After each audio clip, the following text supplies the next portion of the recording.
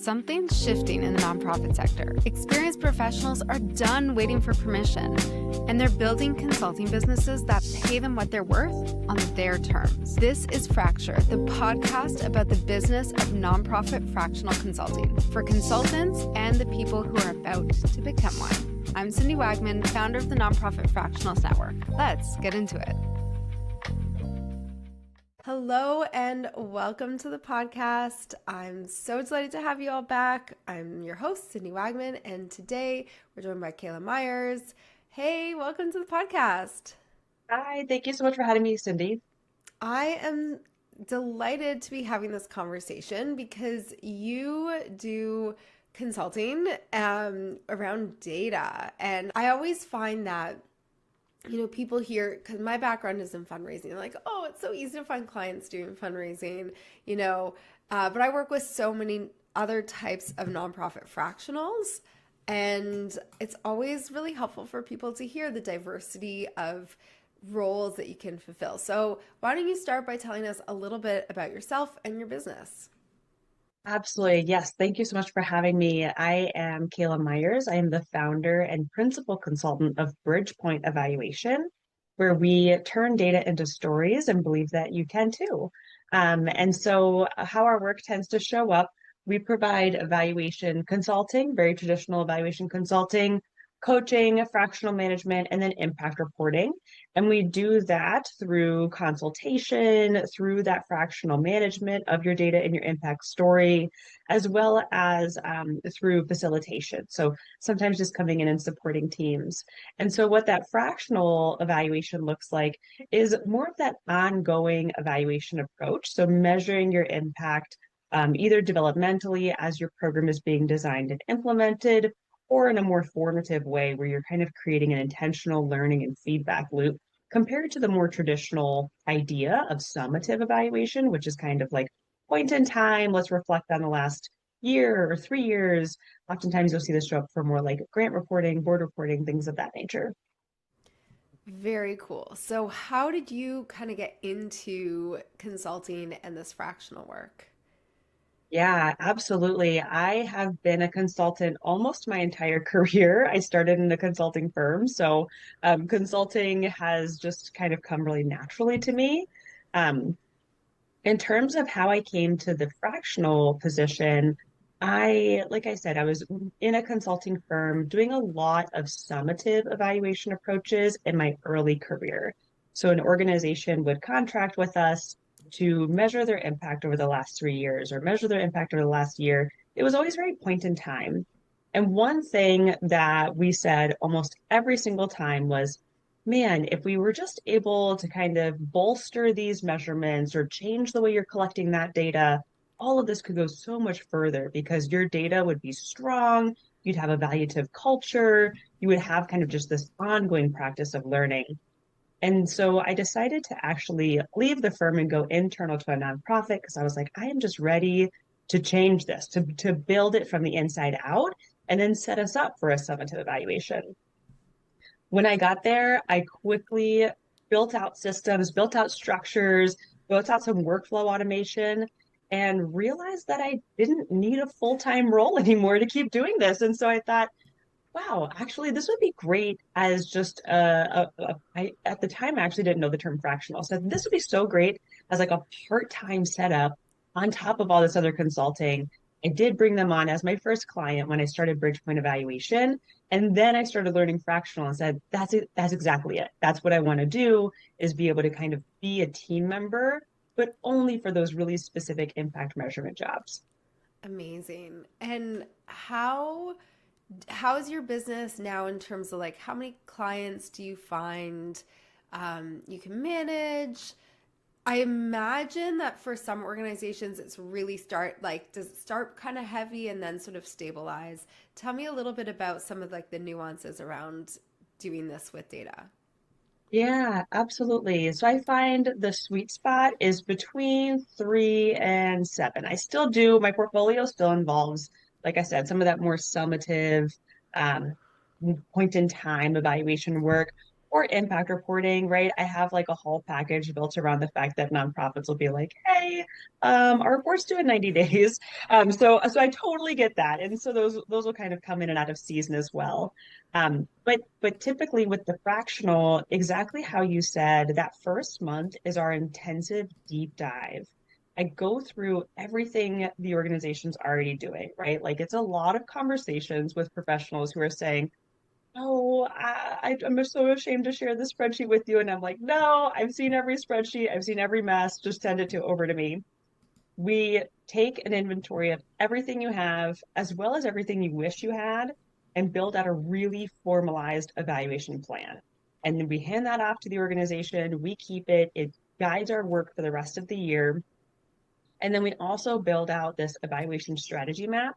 That is a one pager to get the whole team on the same page, to get external communication on the same page. And it really says, this is what, as an organization, this is what we're learning this year. And this is how we're learning it, our different data collection tools. And this is when we're going to report out on it. So it has all of that kind of in one quick place. Once we get through that deep dive, we do more of the month to month. So that's where we're doing the ongoing data collection. A lot of times it's me reminding program managers like, hey, so excited for your upcoming trip. Can you make sure you send out this post-trip link? Or can you make sure you send out this survey? Scheduling out interviews, perhaps even doing a couple focus groups. And then once we get into more of our analysis phase, kind of engaging their team once again and interpretation of those results and findings. And then the final month is another like big month with Bridgepoint where we have a big data party, whether that's a gallery walk or some other way of just making a lot of fun around looking at the data and then help teams in terms of figuring out, okay, what goes in what kind of report, what kind of is going to go into communications, things of that nature.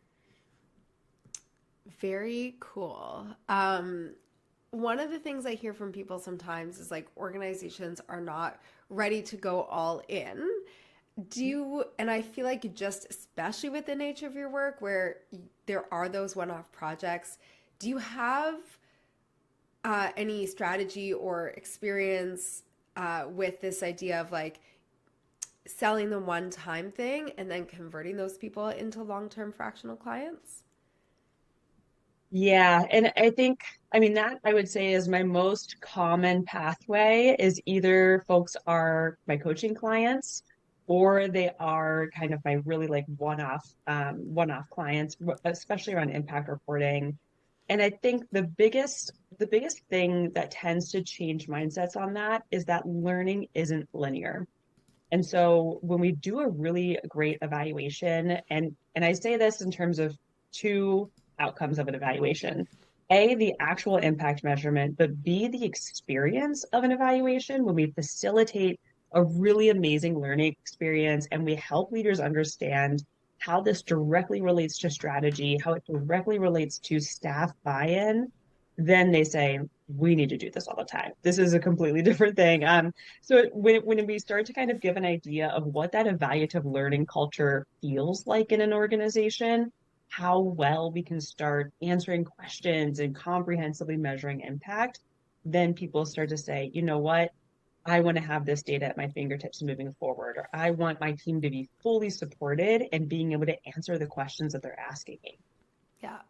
I just think that's such a great opportunity that a lot of fractionals not necessarily miss out on, but like sometimes it's we need to sell the full thing, but oftentimes it takes learning for the organization and you get the opportunity to sort of educate them while you're getting paid. So I think that's Yeah. fantastic. Yeah. One of the things you mentioned to me sort of in the notes before our call was how you basically took your in-house job and turned it into your first client. Tell us a little bit about that and how that went.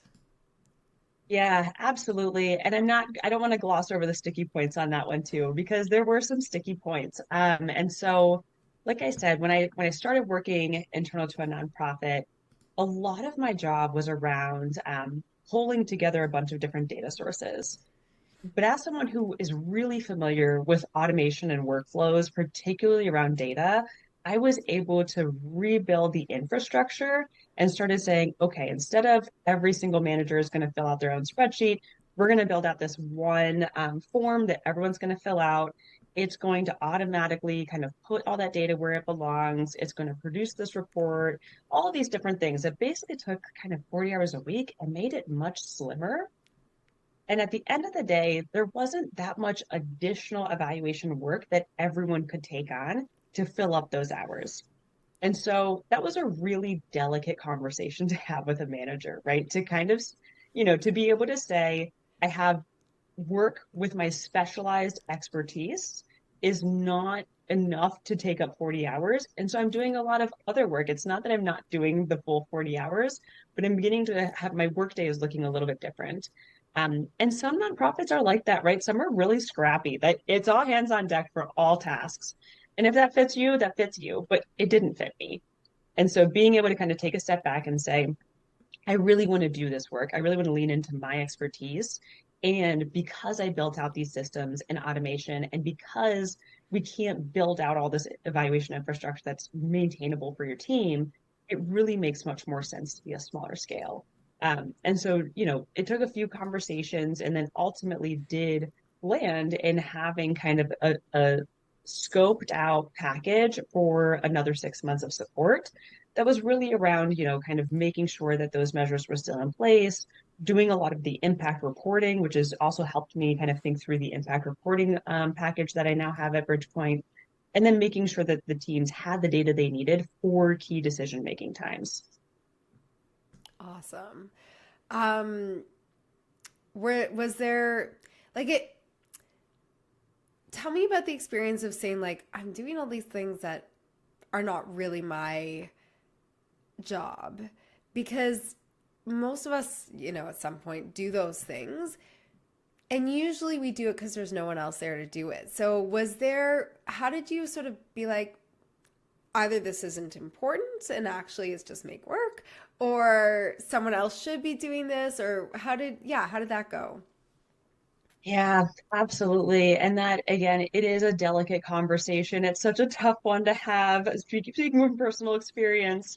And so I think, coming to it not as this isn't my job or I don't want to do this, right? Because that's true for a lot of work that simply has to get done. That's still true for some of my work that I'm like, I don't want to do this, but it's my job. So I think, being really clear around, I want to make sure that I am using the organization's resources in the wisest way possible. And so here's the way that my expertise can really lend itself well to this organization. And then here's some other areas that I think someone else will be a better fit for. So, for example, some of the external communications and fundraising communications, there is an overlap space there with evaluation, right? Because I'm measuring impact, I'm reporting out on impact. However, moving from the impact report to what should go in your newsletter, what should go in your emails, what should go in the slide deck at the annual gala, that's not the best spot for me. And there are really incredible experts. And so I think making sure that you're not framing it as like, I don't love this. If that's, no one has that much sympathy for that. Boo hoo. Yeah. Yeah, right. Like your boss is going to be like, guess what I don't love. But instead saying, I want to make sure that my expertise is really focused here because there's other types of expertise that can show up.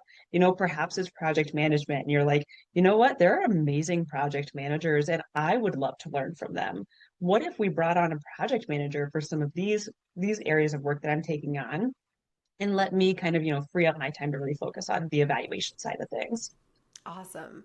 I'd love to talk about the pricing of that too, because were you charging, how did you, how did what you first started charging compare to what you were being paid in-house? Yeah, right. I mean, that was another big part of the conversation. So I was able to figure out the cost of me to the organization, which is different from your salary, right? Because you want to think Very about different. Yeah. people get stuck. It's not your salary, it's higher than that. And so I figured out the cost of me to the organization. And then I started pulling out, kind of looking at hour by hour for every month, what my tasks were that were specific to evaluation and impact measurement. And I charged those at an hourly rate. Um, and so from there, it came out that the fractional cost to the organization wasn't even going to be half of hiring me at the organization.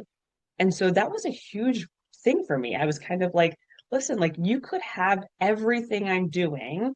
You would be cutting out all of kind of my extras that I'm doing around here, but it would be half as much. And then you could use that money to hire a project management consultant, which wouldn't just do what I'm doing, but also be available throughout the whole organization, or a fundraising consultant. Like you have so much more space in your budget that.